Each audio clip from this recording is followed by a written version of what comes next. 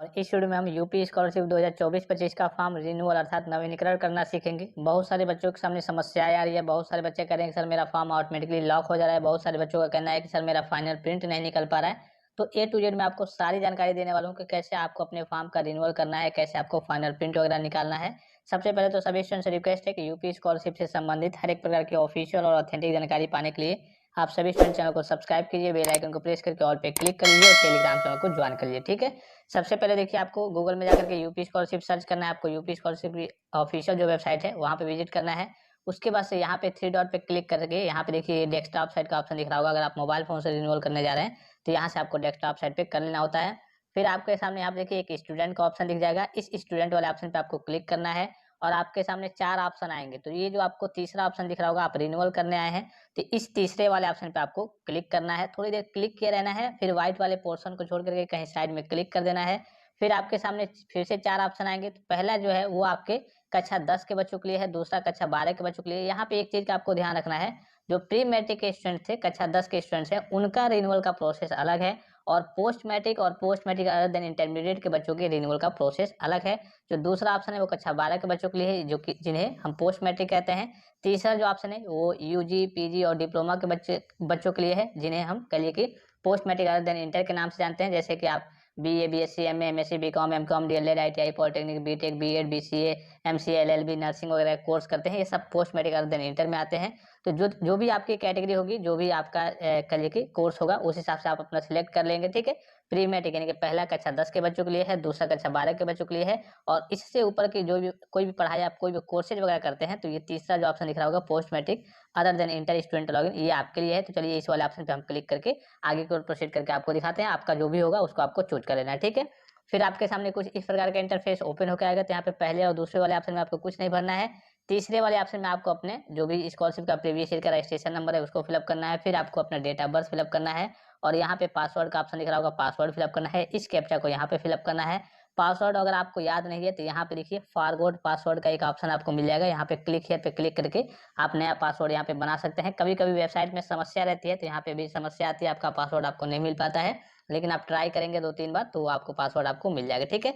चलिए सारी चीज़ों को फिलअप करके फिर मैं आगे की ओर प्रोसीड करके आपको दिखाता हूँ। अब देखिए फाइनली सारी चीज़ों को फिलअप किया जा चुका है। यहाँ पे जो सबमिट का ऑप्शन दिख रहा होगा, इस सबमिट वाले ऑप्शन पे आपको क्लिक करना है।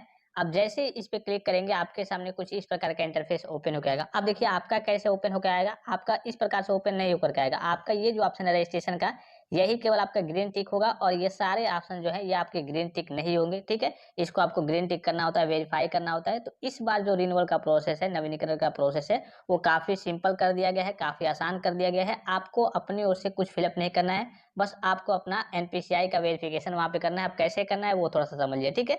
सारे प्रोसेस के बारे में अभी मैं आपको बताऊँगा, ये सारे कैसे आपके ग्रीन होंगे और फाइनल प्रिंट आपका कैसे निकलेगा।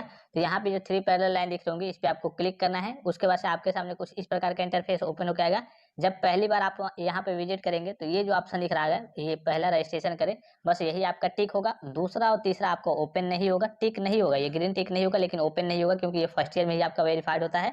ये जो एक ऑप्शन है, चौथा वाला ऑप्शन दिख रहा होगा आपको, एनपीसीआई सत्यापन हेतु यानी कि national payment corporation of India का वेरिफिकेशन, अर्थात इसमें कहिए आपका कहिए बैंक में ई-केवाईसी वगैरह है या फिर नहीं, एनपीसीआई से मैप्ड है या फिर नहीं, यही देखा जाता है।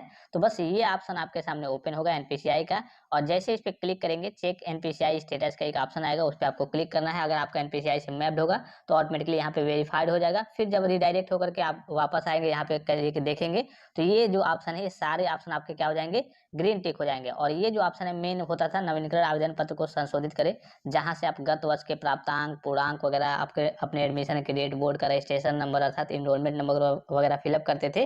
तो ये ऑप्शन आपका इस बार ओपन नहीं होगा, डायरेक्टली विभाग के द्वारा लॉक किया जाएगा।